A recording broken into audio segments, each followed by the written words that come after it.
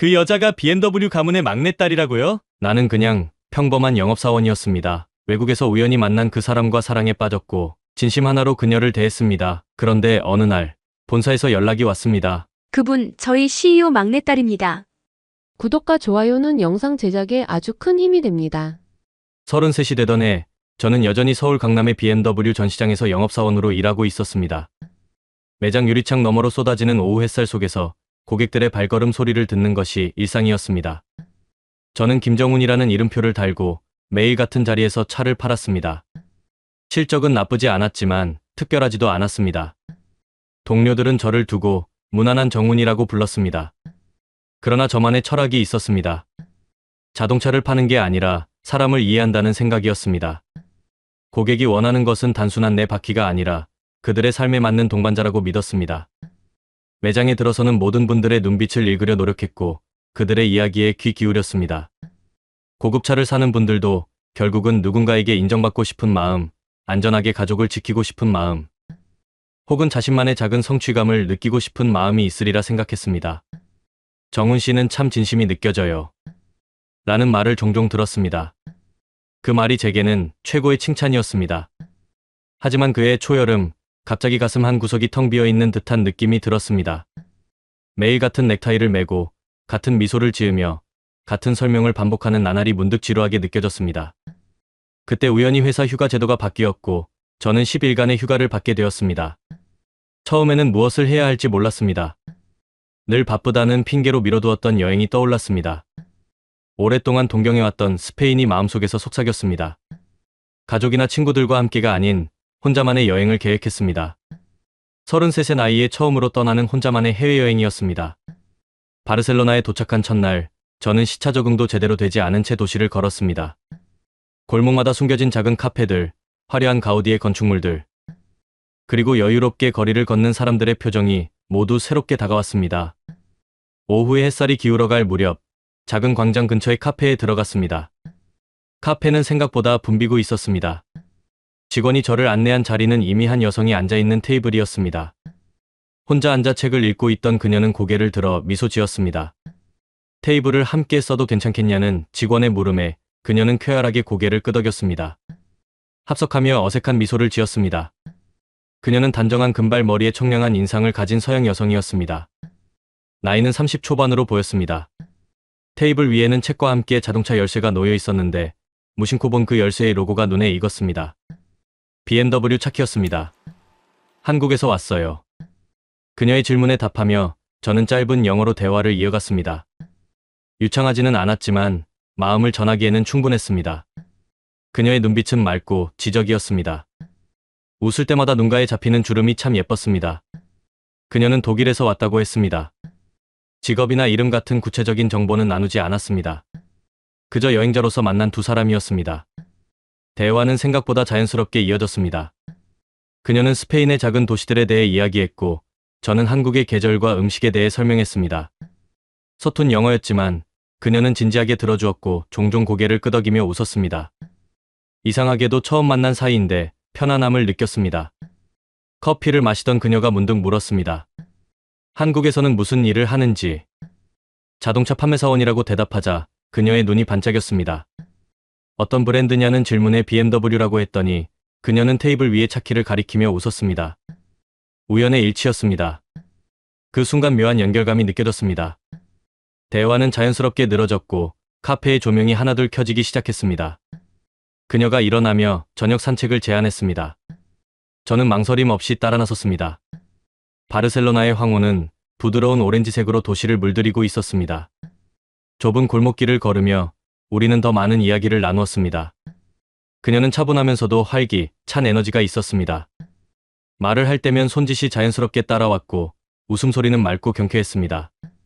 하지만 가끔씩 멀리 보이는 석양을 바라볼 때면 그녀의 눈빛이 잠시 쓸쓸해 보였습니다. 그런 순간에 저는 묘한 충동을 느꼈습니다. 그녀에게 이 순간만큼은 편안함을 주고 싶다는 생각이었습니다. 해가 완전히 지고 도시의 가로등이 하나둘 켜질 무렵 우리는 작은 광장에 도착했습니다. 분수대 근처 벤치에 앉아 우리는 처음으로 서로의 이름을 물었습니다. 저는 김정훈이라고 했고 그녀는 이름을 말했지만 발음이 낯설어 정확히 기억하지 못했습니다. 다만 그 순간 그녀의 말이 귓가에 맴돌았습니다. 당신은 참 조용한 자신감이 있네요. 그 말을 들은 순간 가슴 한켠이 따뜻해지는 느낌이었습니다. 서울의 번잡한 전시장에서는 느끼지 못했던 감정이었습니다. 그날 밤 호텔로 돌아오는 길에 저는 이상하게 설레는 마음이었습니다. 그저 여행지에서 만난 우연한 인연일 뿐인데 그녀의 미소가 자꾸 떠올랐습니다. 외국인 여성과의 짧은 만남이 이렇게 오래 남을 거라고는 생각하지 못했습니다. 다음 날 저는 계획했던 대로 다른 도시로 이동했습니다. 하지만 마음 한켠에는 그녀와의 만남이 자리 잡고 있었습니다. 새로운 풍경들, 맛있는 음식들, 이국적인 분위기 속에서도 문득문득 그녀의 웃는 모습이 떠올랐습니다. 여행을 마치고 한국으로 돌아가는 비행기 안에서 저는 그녀에게 연락처를 물어보지 못한 것을 후회했습니다. 스쳐 지나간 인연으로 남을 것이라고 생각했습니다. 하지만 그것이 우리의 마지막이 아니었습니다. 운명은 때로 예상치 못한 방향으로 흘러가는 법이니까요. 한국으로 돌아온 후 일상은 다시 제자리를 찾아갔습니다. 매장의 유리창, 광택나는 자동차들, 그리고 고객들과의 대화. 모든 것이 떠나기 전과 같았지만 제 마음속에는 작은 변화가 생겼습니다. 스페인의 골목길에서 나눈 대화, 그녀의 맑은 웃음소리, 그리고 조용한 자신감이라는 그 말이 종종 떠올랐습니다. 어느 날 아침 핸드폰에 알림이 울렸습니다. 낯선 번호에서 온 메시지였습니다. 영어로 쓰여진 짧은 인사였습니다. 바르셀로나에서 만났던 그녀였습니다. 그녀는 제 연락처를 우연히 알게 되었다고 했습니다. 사실은 제가 묵었던 호텔에 명함을 두고 왔었고 그녀가 같은 호텔 직원을 통해 받았다는 것이었습니다. 처음에는 놀랐지만 곧 반가움이 밀려왔습니다. 우리는 메시지를 주고받기 시작했습니다. 시간대가 다른 두 나라 사이, 아침에 보낸 메시지는 저녁에 답장이 왔고 잠들기 전 보낸 메시지는 다음 날 일어나면 기다리고 있었습니다. 서툰 영어로 일상을 나누었고 가끔은 번역기의 도움을 받아가며 더 깊은 대화를 시도했습니다. 그녀는 독일의 미넨에 산다고 했습니다. 가족 사업을 돕고 있다는 말 외에는 구체적인 직업에 대해 말하지 않았습니다. 저는 그저 그녀의 일상이 궁금했습니다.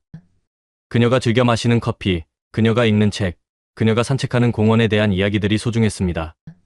시간이 흐르면서 우리의 대화는 더 깊어졌습니다.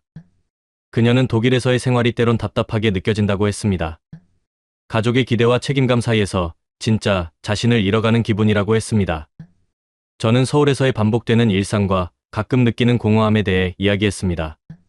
멀리 떨어져 있었지만 마음은 점점 가까워지고 있었습니다. 9월의 어느 날 예상치 못한 메시지가 왔습니다. 그녀가 한국으로 출장을 온다는 것이었습니다. 일주일 정도 서울에 머물 예정이라고 했습니다. 가슴이 빠르게 뛰었습니다. 스페인에서의 짧은 만남 이후 몇 달 동안 메시지로만 이어오던 인연을 실제로 다시 만날 생각에 설렘과 긴장이 교차했습니다.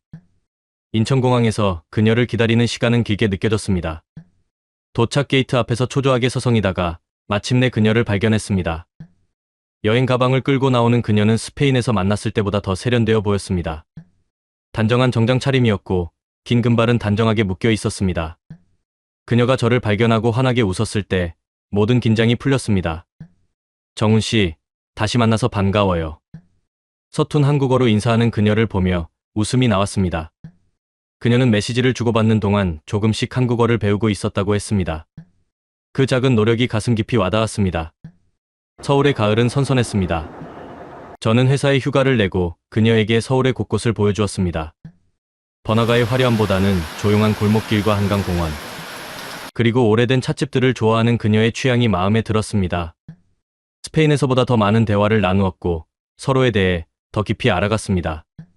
그녀는 어릴 때부터 자동차에 관심이 많았다고 했습니다. 가족들의 영향이 컸다고 했는데 더 자세한 이야기는 하지 않았습니다. 대신 저의 이야기를 더 많이 물었습니다. 어떻게 자동차 판매원이 되었는지, 고객들을 대하는 방식, 그리고 제가 가진 사람을 이해한다는 철학에 대해 진지하게 경청했습니다. 셋째 날, 그녀가 제안했습니다. 제가 일하는 BMW 매장을 보고 싶다고. 처음에는 망설였습니다. 평범한 영업사원의 일터를 보여주는 것이 부끄럽게 느껴졌기 때문입니다. 하지만 그녀의 진심 어린 호기심에 이끌려 결국 동의했습니다.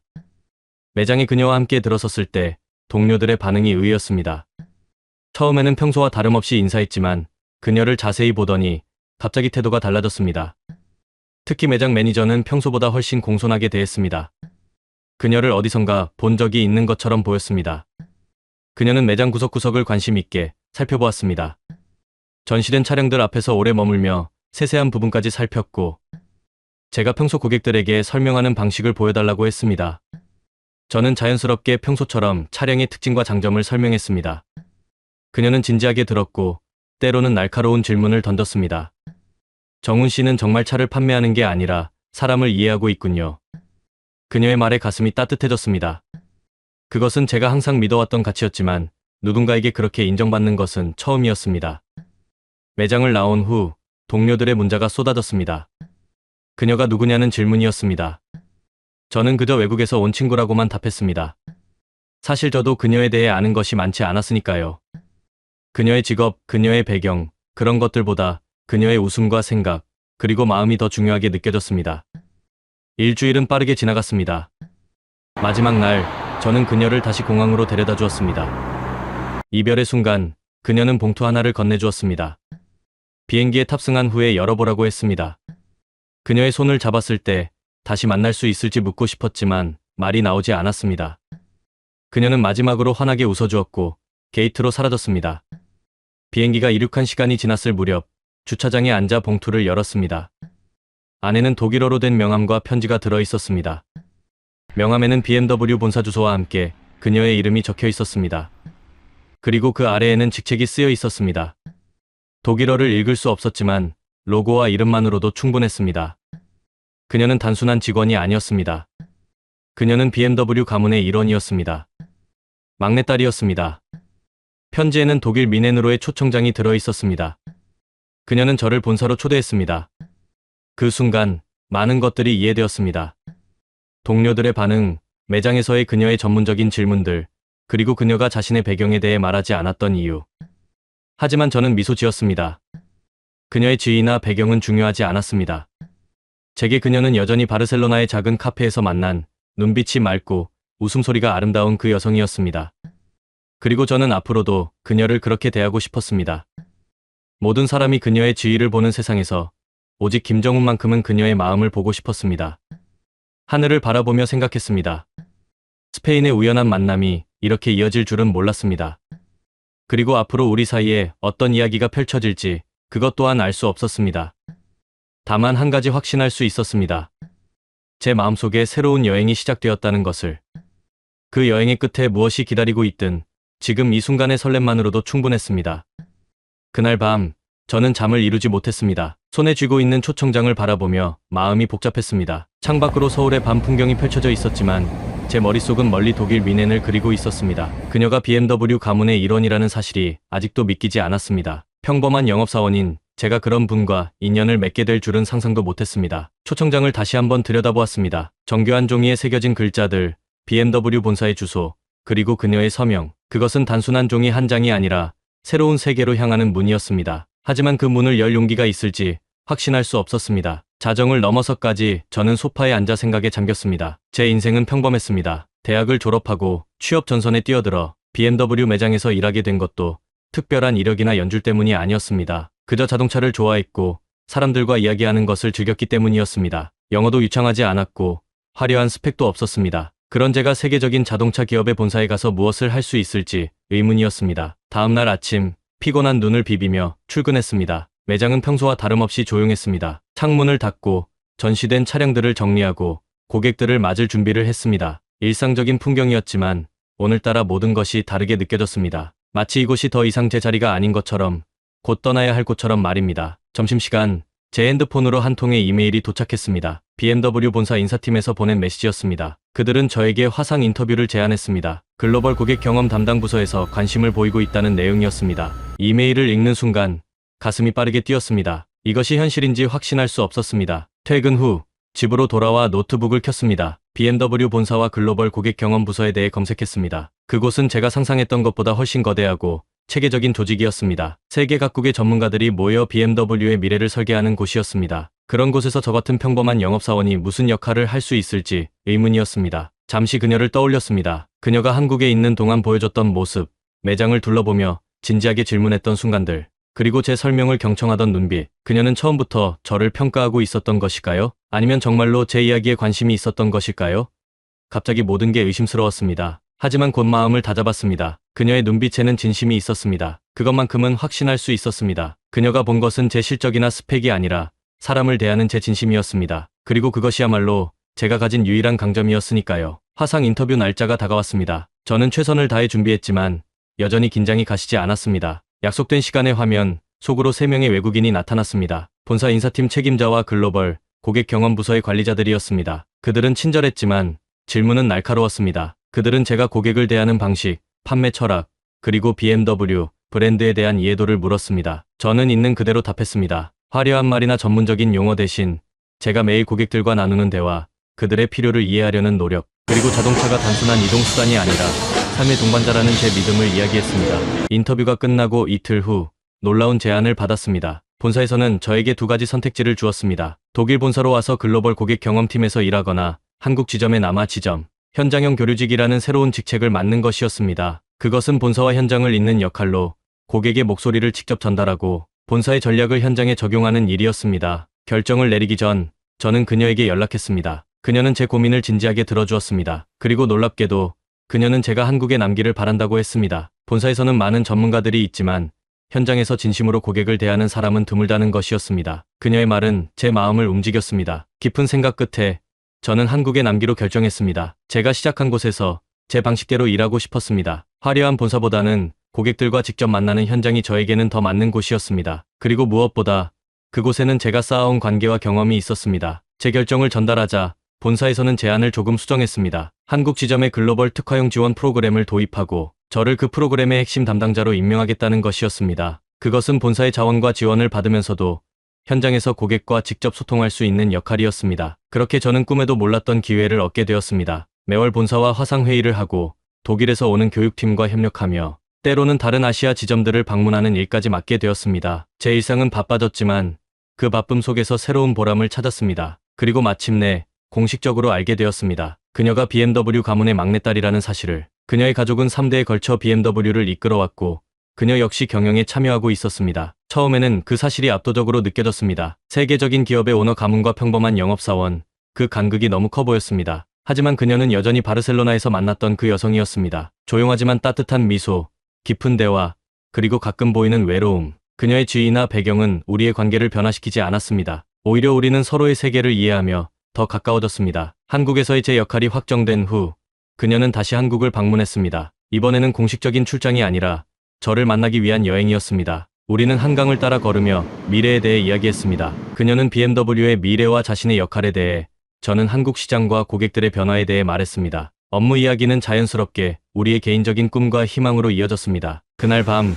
남산타워가 보이는 레스토랑에서 저녁을 먹으며 그녀는 제게 물었습니다. 앞으로 어떤 사람이 되고 싶은지. 저는 잠시 생각했습니다. 성공한 비즈니스맨, 글로벌 기업의 임원, 그런 것들은 제가 진정으로 원하는 모습이 아니었습니다. 제가 되고 싶은 사람은 단 한 가지였습니다. 매일 만나는 모든 이들에게 진심을 다하는 사람. 그것이 고객이든 동료든 혹은 사랑하는 사람이든 말입니다. 그 대답에 그녀는 환하게 웃었습니다. 그리고 그녀도 같은 바람을 가지고 있다고 말했습니다. 가을이 깊어가던 어느 날 본사에서 특별한 소식이 전해졌습니다. BMW 글로벌 고객 경험 프로젝트의 일환으로 한국 지점이 시범 사례로 선정되었다는 것이었습니다. 그리고 그 프로젝트의 한국 측 책임자로 제가 지명되었습니다. 그것은 엄청난 책임이자 기회였습니다. 그날 밤 그녀에게서 메시지가 왔습니다. 축하한다는 말과 함께 그녀도 이 프로젝트에 참여할 것이라는 내용이었습니다. 앞으로 우리는 더 자주 만나게 될 것이라고 했습니다. 그 메시지를 읽는 순간 가슴이 따뜻해졌습니다. 이것이 단순한 비즈니스 관계를 넘어선다는 것을 우리 둘 다 알고 있었습니다. 33,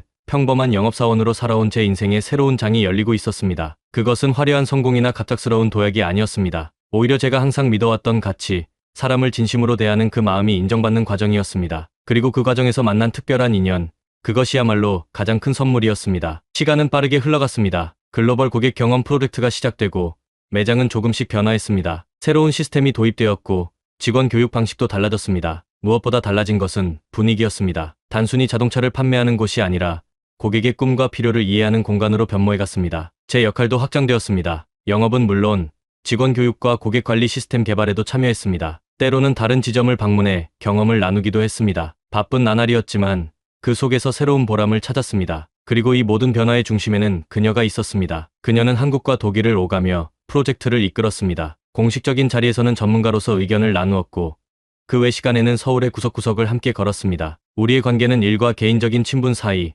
어딘가에 위치했습니다. 말로 정의하기는 어려웠지만 서로에게 특별한 존재라는 것만은 분명했습니다. 소문은 조용히 퍼져나갔습니다. BMW 본사와 특별한 관계가 있는 매장, 그리고 그곳의 특별한 직원, 때로는 저를 보기 위해 방문하는 고객들도 생겼습니다. 그들은 자동차보다는 이야기를 원했고 저는 최선을 다해 그들의 이야기에 귀 기울였습니다. 그렇게 고객 한 명과의 관계가 쌓여갔습니다. 프로젝트 시작 6개월째 되던 날 예상치 못한 소식이 전해졌습니다. BMW 본사 최고 경영자가 아시아 순방 중 한국을 방문하고 우리 매장에도 들를 예정이라는 것이었습니다. 그것은 단순한 방문이 아니라 프로젝트의 중간 평가와도 같은 중요한 자리였습니다. 그 소식을 들은 날부터 매장은 긴장감에 휩싸였습니다. 모든 직원들이 준비에 몰두했고 세세한 부분까지 점검했습니다. 저 역시 밤늦게까지 남아 프레젠테이션을 준비했습니다. 본사 최고 경영자에게 우리가 이룬 성과를 어떻게 보여줄지 끊임없이 고민했습니다. 방문 당일 매장은 그 어느 때보다 깔끔하게 정리되었습니다. 모든 직원들이 1시간 일찍 출근해 마지막 점검을 마쳤습니다.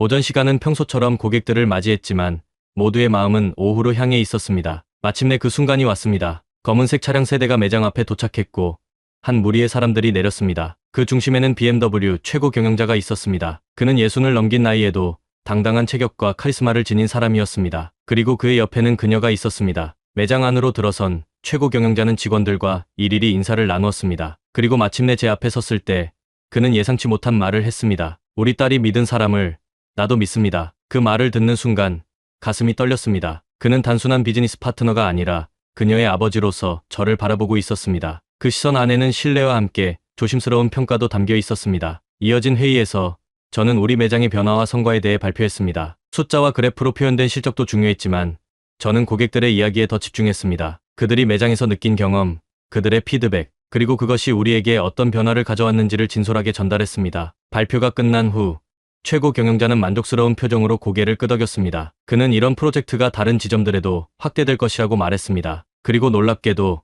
저에게 직접 제안했습니다. 아시아 지역 고객 경험 담당자로서 이 프로젝트를 더 넓은 범위로 이끌어달라는 것이었습니다. 그날 밤 최고 경영자와 그녀, 그리고 저는 한강이 내려다 보이는 레스토랑에서 저녁을 함께했습니다. 공식적인 자리였지만 대화는 점차 편안해졌습니다. 최고 경영자는 BMW의 역사와 가치에 대해 이야기했고 저는 한국 시장의 특성과 고객들의 니즈에 대해 설명했습니다. 식사가 끝나갈 무렵 최고 경영자는 저에게 물었습니다. 앞으로의 계획이 무엇인지. 저는 잠시 생각했습니다. 그리고 솔직하게 답했습니다. 더 높은 직책이나 더 넓은 영향력보다 저는 매일 만나는 사람들에게 진심을 다하는 삶을 살고 싶다고. 그것이 제가 가진 유일한 재능이자 가장 소중히 여기는 가치라고 말입니다. 그 대답에 최고 경영자는 깊이 공감한다는 듯 고개를 끄덕였습니다. 그리고 그녀를 바라보며 웃었습니다. 그 눈빛 속에는 아버지로서의 따뜻함과 함께 비즈니스 리더로서의 예리함이 공존했습니다. 그로부터 2년이 흘렀습니다. 저는 여전히 같은 매장에서 일하고 있었지만 많은 것이 달라졌습니다. 우리 팀은 전국에서 가장 높은 고객 만족도와 판매 실적을 기록했고 아시아 지역 내 시범 사례로 선정되었습니다. 제 역할도 확장되어